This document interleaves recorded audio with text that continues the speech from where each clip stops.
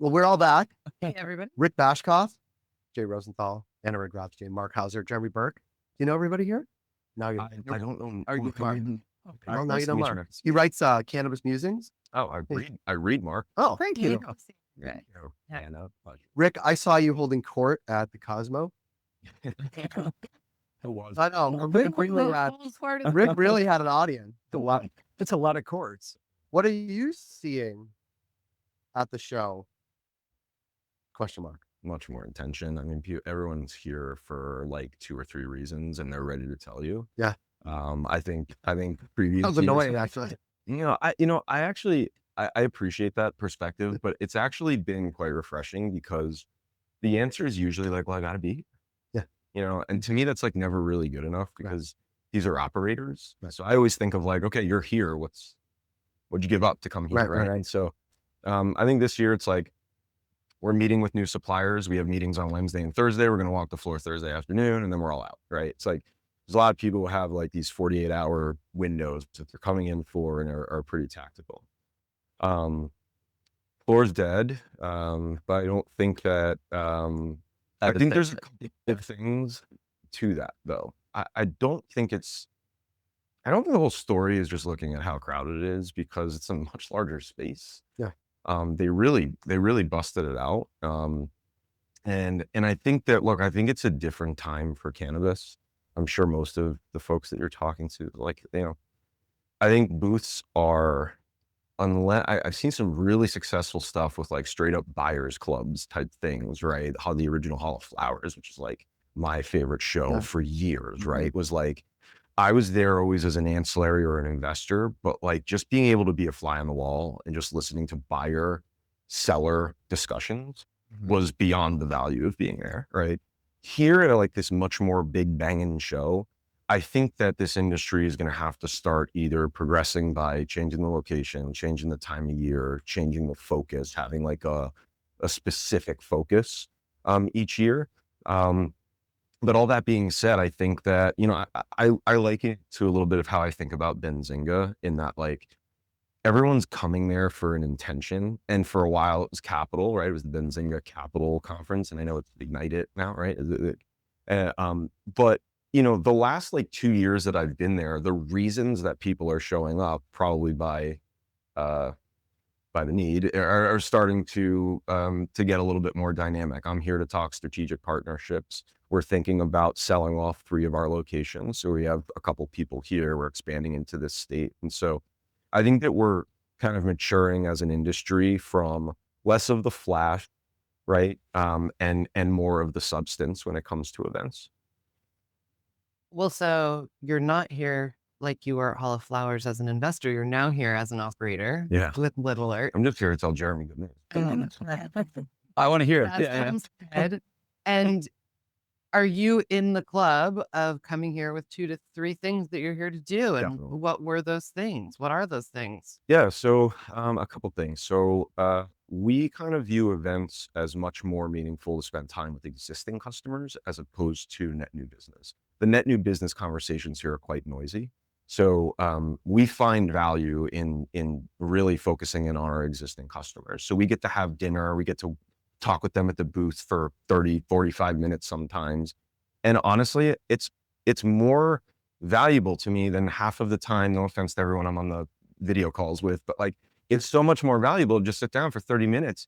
And for us as software company, we're problem solvers. So I don't really have much of an agenda. Like, we don't have this like big banging suite of features that we're selling everyone constantly. We have the luxury that we sell one product. And so it's really nice to be able to just sit down and be like, what's going on with you? What's your biggest problem right now? Not to get too corny, but like, what are you excited about? What are you not excited about? Like, and of course I'll throw in like, are we taking care of you? But like, we're really focused on existing customers. So we set up a lot of those meetings here. Secondarily for us, and that's what I'll be doing the rest of the day. I'm actually not flying out today. I'm just moving hotels. Oh, wow.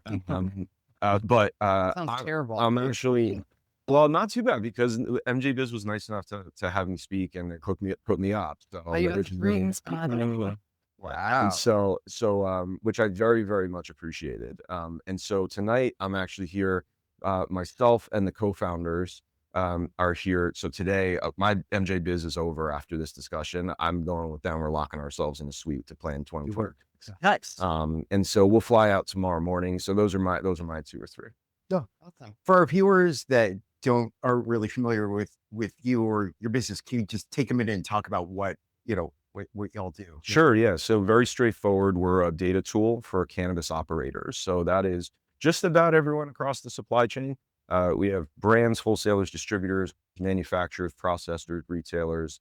We actually, have, which I would love to say that we thought that we were going to have all these types of customers. We really thought we were only building for brands and wholesalers. We do have some ancillary companies now that use our tool as almost like a prospecting tool, right? And so the way that we source data is we do it through sourcing publicly available information on retailers' websites, typically their shop or menu page.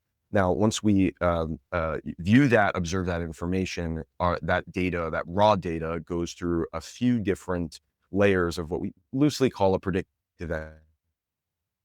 talk for a bunch of algorithms that stare at this data all day and are specifically looking for the changes in that data. Those observations of the changes in the data then get put through another set of logic, and the output of that is a meaningful raw data set of events, pricing changes, new product sentiment, all this millions and millions of rows of raw data. And so that's the backbone, is creating an optimized data set. And then what we sell is just a couple of very simple UIs that you can access that tool with a very, very heavy focus on decision making. So that was the white space that we tried to fill, was the data platforms that we compete against and came before us, which we respect all of them, much tougher times to build way back when. The tools that we have available to build today are nothing compared to what Headset and BDSA had 10 years ago. So much respect to them. Those tools are very, very powerful. It can be a little challenging for your account manager, your brand ambassador, your inventory manager, your buyer, your GM or your owner with 1 or 2 locations. Like, those data tools can be a little heavy. Not a lot of data analysts in cannabis, right? And so, like, we built some very, very simple interfaces that what we call the operators, the people on the ground, use. Rick, let me ask you this. We've cultivated readers know, we've partnered with you guys. We've ran your data every Tuesday for the past few months. Readers love it. When you're sitting down and your team is sitting down to help put those together for us, how do you decide in this grand world of cannabis data? Like, how do you decide what's interesting, what our readers should know about? Calendar, right? In terms of the seasonality of the industry, people want to hear about Green Wednesday right now. I really love talking about those things, but I think that those types of data stories were a little more exciting maybe like 4 or 5 years ago, right? But I think that even when you talk to the average retailer, like, Green Wednesday is part of the routine now, right? There's really not, it's routine, right? And so you see these little trends pop up here and there, and they're interesting to read. I don't know how much action there is that comes from those, right? So what I try and do when I sit down is we're looking at the calendar. We're also we're constantly doing analysis, either for our customers or because we're trying to problem solve something within our own tech stack, right? And so a lot of the time, I'll just earmark a couple of those things. That's a good thing for cultivated media. Yeah. So some of it is kind of organic, and other times, I'm rarely staring at a blank screen because our whole team is like nutty about this stuff. We find a lot of this stuff just super interesting. And so, I go through, but I do really I try and think about the calendar, because that really does drive, gets people to kind of stop and click. So, You said that the data that you share helps people make decisions. yeah. And I want to dive into that. I think decisions are challenging, hard to make. Super hard. Yeah. How do you make decisions with data? What's an example of something that someone could be doing with your data? Yeah, sure. So I think that, if you're an account manager in let's say a state like New York, right? You just inherited account territory, got 150 locations, right? You can spend the next 2 weeks going to every one of those locations' websites and looking at what products they have and how they price and all those things, right? You can enter it in a Google spreadsheet and do your own data collection and then try and sift through all these lines of data. Or you can subscribe to Lit Alerts, and in a matter of moments, you can get a really good sense of what products the stores that you're responsible for carry, how they price, how your competitors sell through at those stores, as well as just getting a very broad sense of who are those brands that I'm gunning for, right? Like a lot of the, especially if you're representing a new brand or even in the middle of the pack, like understanding within your category, and probably you want to understand in your subcategory, like who are your 2 or 3 closest competitors? I mean, if you're an edibles brand, you're not really a competitor with every single edibles brand on the market, right? You're a gummy, or you've sold, like there's a great brand in New York, Eaton Botanicals, that I'll give a shout out to. They've done a wonderful job of building a brand story. And so that's a perfect example of a customer that can log in and very quickly gain share by seeing where they are, where they're not. And in those stores that I'm not in, very quickly compare, okay, I'm not in 10 stores. Who should I focus on next week? Which 3 should I call next week? Right. And so the interface is what the original co-founders of the company really felt was the white space that we could fill. So more decision making, like on the wholesale side, just straight up high level competitive analysis in minutes, right? And I'm talking like I'm sitting in the parking lot. I have a meeting with a buyer. I've been running all day. I just drove for 3.5 hours, right? I'm in the parking lot and I need to know right now an answer to my question, because it's the one thing that I didn't have time to look at before I left, right? So I need to understand how Garden Greens is priced at this store for eighths. And I go boop, boop, boop. And in 3 minutes, I go, okay, they're at this price. I now have that information for out. Like the average, this is one of my favorite stats about our software, average time spent 13 minutes, right? And so, we track the actual events that are happening. And like most of those sessions are driving to an export. There's a couple of different ways that we can look at the URLs and just kind of like time spent, understanding how, like what kind of elements of the page that they're clicking on. But this is a pocket tool, right? Because the unique insight that the co-founders had was the data tools that are out there are very powerful, again, but they don't move fast enough. I need my answers right now. I have 5 minutes to look at data. I can't sit here all day and sift through stuff, right? So those are some examples of, but like on the retail side, it's great. It's like 3 use cases: spying on my competitors. What are they carrying? What pricing, right? Validating vendor pitches. Everyone's got the best flower, sell through at premium prices. I'm in 100 locations, right? Now I have this pocket tool where I go, oh wait, he's at 98. Look, I found the truth. Let's keep talking with these guys, right? And then the last use case on the retail side that we see a lot of, and this is particularly in some of the growth markets, is where I open my next location. In our tool, you can go in our analytics screen, filter by a group of counties, a zip code plus radius, and very quickly you're looking at what brands sell, what retail stores are performing, what's an average sell-through rate look like. So, those are some of the other decision-making, aspects of the tool. What are you seeing as, I'm sorry. No, go ahead. Yeah. What do you see from your perspective as the challenges for the industry, going forward, and your customers, other than getting paid? Yeah. The challenge for everyone. Everybody's challenge. One of our customers posted a post that I think really resonates with a lot of people. Is like, this is the week where you get to go see someone do a big, display on the floor of MJ Biz when they owe you $100,000. But look, I think biggest challenges. Look, we're living through the last ditch effort era of prohibition, right? Like the most recent hemp ban, or whatever you want to it's not a hemp ban, it's whatever you want to call it. What's going on in Massachusetts? Doctors having the ability to prescribe taken away for veterans. I mean, it's like we're living through this like last push of, we're going to try and push out a lot of headlines that say maybe we made a mistake. And I feel very strongly that most of this will be defeated, but it's unsettling, right? And so I think that, for someone like myself, who's kind of sat on the sideline for advocacy because it was convenient, it's not my strong suit. I'm a bit of a loudmouth, so maybe at times, like I didn't think I was like the right person to be in the room. I think it's time for us all to get over that. I think we all got to participate now, because like if we get past this last push, I do kind of probably stop predicting, right? But I feel like if we get over this, like, I mean, these are like, we're grasping at straws here now. Like we're really like looking for reasons to peel this thing back. And, we just need some of the old fogies to just move on with their lives and focus on something else. And I think that's the time, and there's, and it's true. I mean, like I battle this even in my own personal circles, right? When I have conversations with people, and I've had some really rewarding, I got a guy on my block who didn't like me when I moved in because, well, wait, And he knew that from being on your block of course. out in the studio. Yeah, I got kids. I can't smoke inside. So, Anyway. so he wasn't really a big fan of me. And Irish guy, big drinker. And I just saw him at a restaurant the other day. He had stopped drinking because of health problems and eats edibles. Good for him. So, and I've had a lot of these things. My wife and I bought our house that we currently live in. The real estate agent was an absolute delight to work with. And so, not unlike you might say like, hey, can we get you a gift basket, or like, what's your favorite drink? A total common question, right?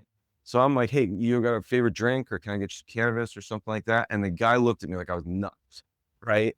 And he's like, what do you mean cannabis? And I'm like, dude, it's 2021. You live in New Like, York. what do you mean? Like, and so I give it to him, and like 2 or 3, your real estate agent keeps in touch, has everything awesome. going, And so he's sending me all these like, Jimi Hendrix references. We got really lit last night and all this horse shit. You could play. I see him. It's a true story. I see him in the hardware store in town like 6 months later, and he pulls me aside and he's like, I got level with you, man. I wasn't using those to party. I have severe pain in my feet. I've been battling this for 15 years. And I have to tell you, man, the gummies that you gave me, I got first good night's sleep in 10 years. Yeah. That's what I've been using it for. That's amazing. And it's I get these stories constantly, and it's a good reminder for me that like, look, like I read the headlines, I get pissed off about them too. Like Sabbath and his crew, stealing Jerry's best friend. stealing Some some nemesis. I think you share that with a lot of people. Another headline out there, like I get pretty worked up as well, but I think about those kinds of things and just reminding myself that like, there's a lot of people getting a lot of use out of this. Adults should be able to make their own choices. Can I go on a rant for a second about something else? So like, It's about Vegas? No. Here's also about like the argument about harm to children, right? So I watch football every Sunday with my kids because they like it too. And I gotta be honest, like the commercials that come up during an average NFL or any other type of sport. I mean, we watch baseball too in the playoff. So like alcohol ad, right? Dad, what is that? Pretty easy to explain. They're adult beverages. We were at Uncle Perry's barbecue. We were all drinking it. Same thing. Adult beverages. Cool, Dad. Gambling. Yeah. Right? Next is a gambling ad. And your dad, what's that? Dad plays fantasy football, or like, it's an adult thing because it's super risky. You can lose a lot of money. Okay, Dad, it's the next ad is probably one of the most terrifying visuals I've ever seen in the new horror movie that's coming out, right? And so there's all of this like buildup about like, what are our children seeing? And I'm sitting at it with a 3.5 and 7-year-old saying like, man, a cannabis ad is one of the least things I'm concerned about. It's an easy thing to explain away. I've already done it with alcohol ads. But what is my kid upset about when he goes to sleep? The horror film that he saw. It's not.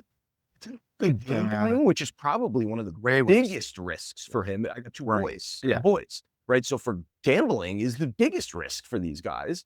And so I really think that, the concern for our children, like with all due respect, like we're living in a time of kind of limitless access. This is way worse. Yes. And so, I think that is going to have that storyline of theirs has to specifically be attacked because it jigs out. And even like, we like kid ourselves on a lot of this stuff. Like, let's talk about age gating, right? Like, are you kidding me?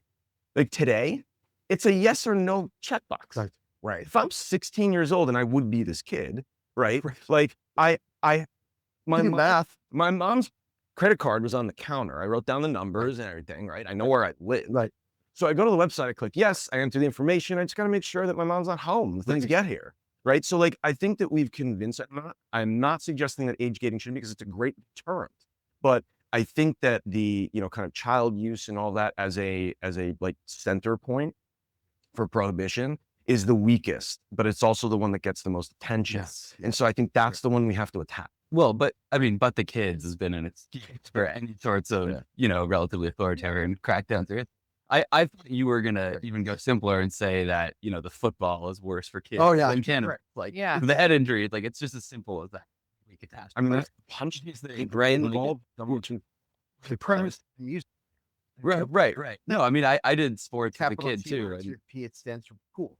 Right. You are so right Yeah. about television, though. No, that's right. Yeah. I go to Taco Tuesday, and sometimes, like, and there's all these TVs at the taqueria, and if there's sports on, I'm like, I'll let my kid, I'll be like, okay, we can sit where we can watch the TV because the sports is on.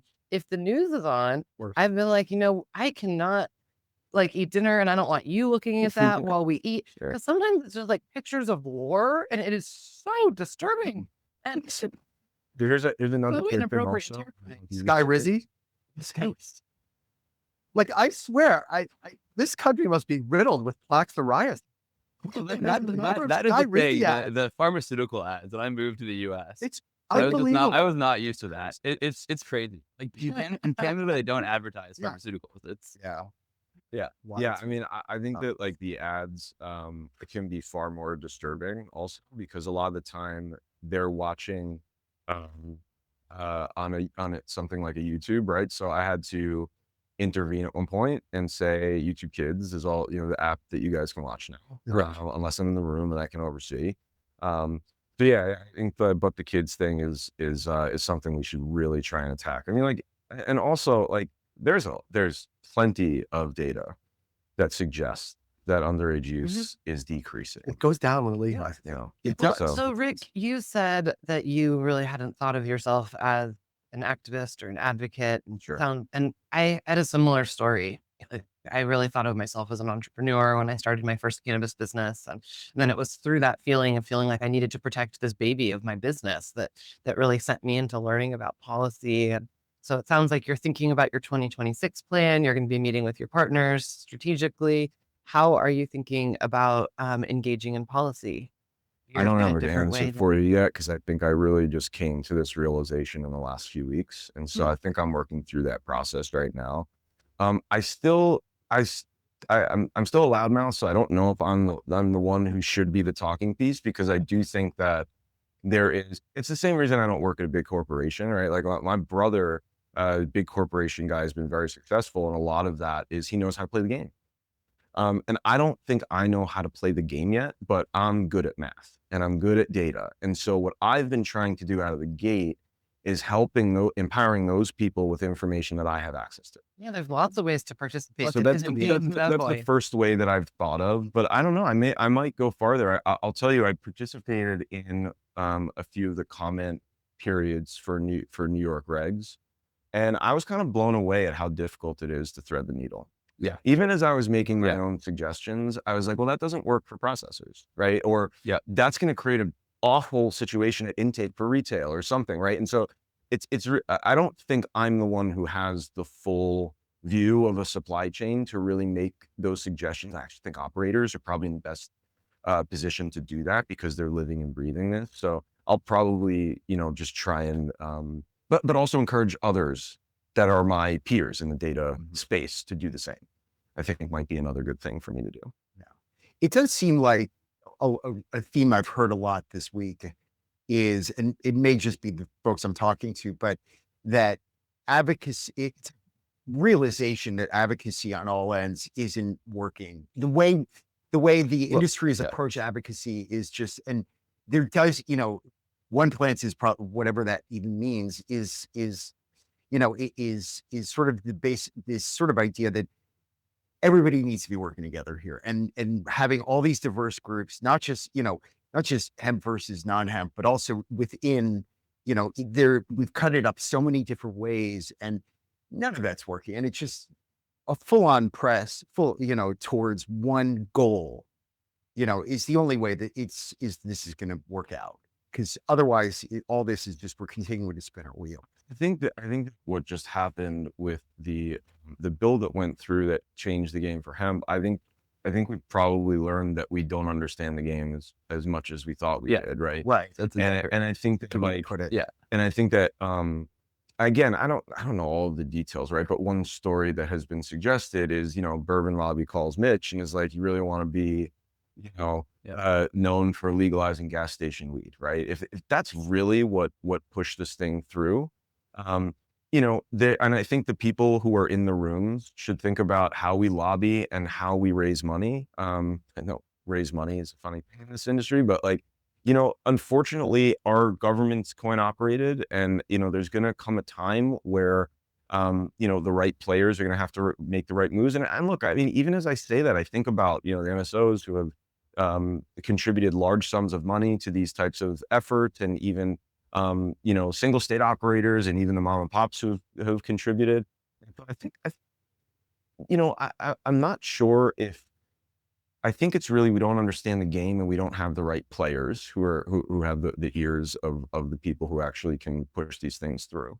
But again, I do need to disclaim, I'm really not in the inner circle on those conversations. Get you there. What's that? You'll get there. It's a big year. I don't think you need to be on the inner circle. I think it's just about participating. And I There's a think lot of that's- disparate concentric circles, I think. That's what That's the key challenge. How many Rick? trade groups are there in this space? Right. Well, fewer than it used to be, but versus- probably too many. Yeah. Still. Probably. Rick, thank you so much for making the time. It's good to see you out and about. Yes. I'm glad you had a successful show. Safe travels back, but not today.